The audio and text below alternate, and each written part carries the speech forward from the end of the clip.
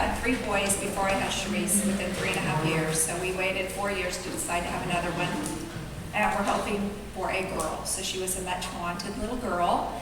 And she was full term, so there was no indication that anything was going on with her health-wise. We went to the hospital, and then there was distress on the baby, and the next thing you know, they were doing an emergency C-section. So they said she was without oxygen for 7 minutes. When she was born, her APGAR was a 1. She was blue and barely breathing, so we weren't even sure she was going to make it. So that was the start.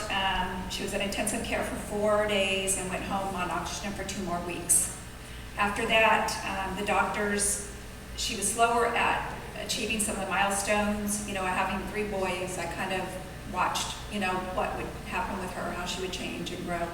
But she didn't actually start crawling, or should I say, she did a lot of rolling from place to place until she was about 15 months old, which is quite a bit later than my boys ever did. And then just sitting up, the first time she sat alone, she was 12 months. When I went to the doctors, they would all just say she was developmentally delayed, is what her pediatrician had said. So we kind of went along with that. They started therapies on her. We did occupational physical therapies 2 times a week. And then finally, after she was 2, the doctor started looking more into her disability because she still wasn't walking and she wasn't doing a lot of that stuff. So we went and saw a rehabilitation doctor, and she did some testing, and then we came home. And then that one of the things they were testing her for was cerebral palsy. And when I had told family members and friends that this is what they were going to be testing her for, that they were all hoping it wasn't going to be that, because they just thought she would have no quality of life if that was the diagnosis. So sure enough, when she was 2 years and 3 months, I get a call, and they had told me that she does have cerebral palsy, and it was low tone with ataxia. So it's a more rare form, whereas when you pick her up and hold her as a baby, I just thought she was a weak baby, but actually when you held her, she was floppy, kind of like a drunk, because she didn't have the muscle tone.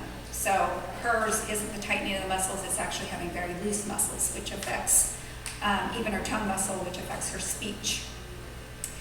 So after they gave us the diagnosis, they ended up deciding to cut her therapies down to 1 speech therapy once a month, and then occupational, not once a month, once a week. The next week we would do occupational, and they said because with her disability being the cerebral palsy, that she wouldn't actually progress with a lot of therapy. It would more take a lot of time versus the therapy. So after she had her diagnosis, after I started telling people what she had, people start giving you all kind of advice about your child. Like one of them, that was terrible, is that somebody asked me if we were going to sterilize her, because they just thought that she wouldn't have anything in life, basically, that they thought we should sterilize her. And of course, you know, I looked at them like, this is crazy. And then another person had asked if we were going to put her into like an institutional thing. You know, and this is 20 years ago, so it just, to me, all seemed a little crazy. Of course, I've never dealt with a child with a disability. So, and then I even had somebody ask me later on if I thought she was faking her disability. So you get all kinds of forums of people doing stuff. And when she started preschool, she got to go to a specialized preschool that had both, per se, normal children and special needs children. And there she got speech therapy and more of the occupational physical therapies. And I had a mother that came up to me that had a child with alcohol syndrome. So her daughter was, if you've ever seen alcohol syndrome children, they're a little more rambunctious. And her daughter had asked if she could come, Charisse could go home with her and play. This is when she was 3 or 4. And that mother had told me personally that she didn't think that, she told her daughter that she couldn't have Charisse come home because she didn't think she could handle a child like Charisse, basically. This was a little girl that would hop around, or, you know, on her knees or roll around and get to wherever she had to go. She was a child that would go up and down my steps. When she was 15 months old, she would actually crawl up the steps and slide back down the steps. So she was motivated from day one to get herself moving. As far as the schools, she went into school it was a mainstream school. We had the choice of putting her into a school for handicapped children or a mainstream elementary. And with me having 3 other boys going to the elementary school, I wanted her to be able to experience the same things as they did. So I went ahead and talked with the principal there on the preschool, and we sat around together, and we talked about putting her in the elementary school as a mainstream child. The school she went into didn't have any children with special needs as severe as hers, as far as a physical need, because she went to the kindergarten then in her little pink walker. So we were able to get her in there, and along the way we had IEPs, things to deal with the schools, and they had, like, she had a specialized aide to help her in class, and she had a desk modified to fit her, and later years she started using an Alpha Smart, and that was for her schoolwork, and that all seemed to go really well. We had challenges through the years, and a lot of it was, of course, dealing with the school. Again, as far as them not allowing her to use like her rolling backpack when she went to high school in Colorado, and then when we moved here after her 9th grade year, they acted like they were not going to let her use her rolling backpack at the school here. And there was no way that she could carry all those books that way. So we were able to get that going in the first year.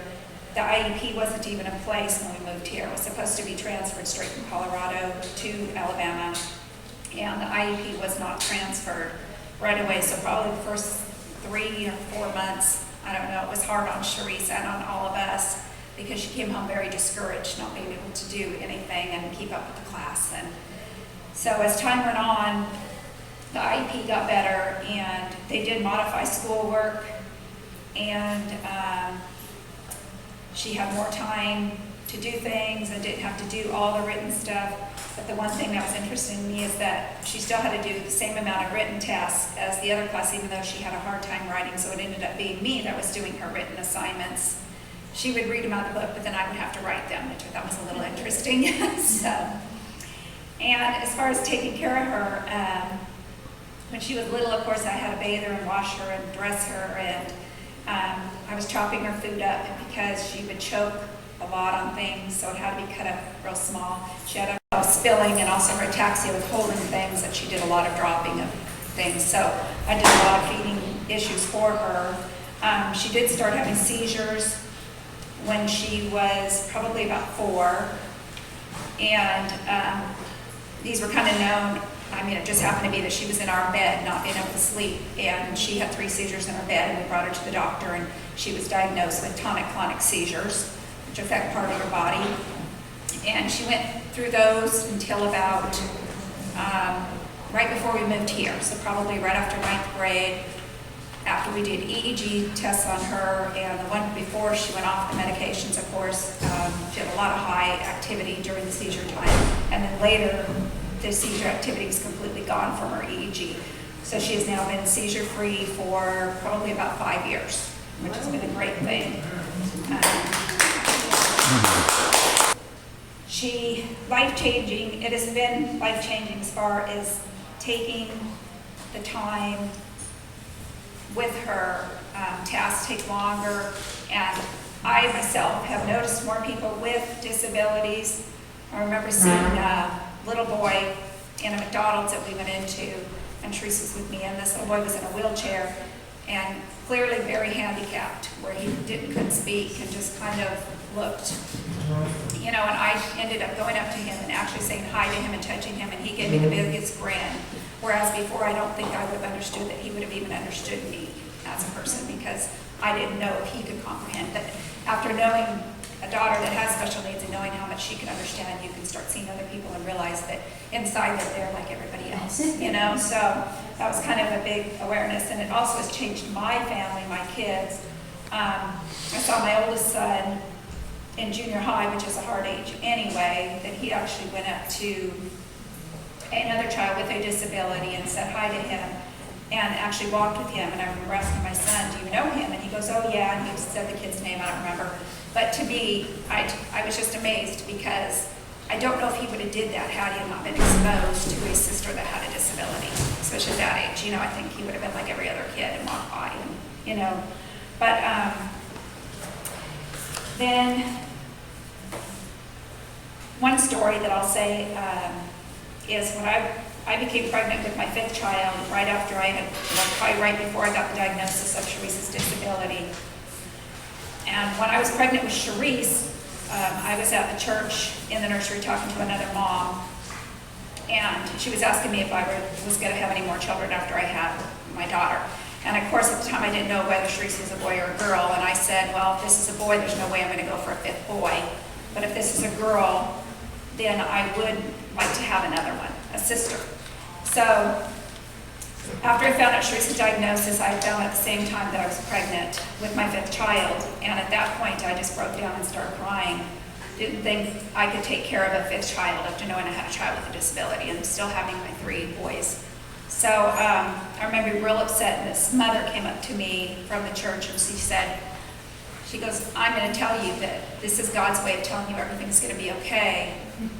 Because she said, that's a little girl that you're carrying, and it's his way of telling you that this little girl of yours now is going to be okay because of this pregnancy and because this baby was coming. And sure enough, it was a girl. So I thought, I guess that was that. But so it was just exciting.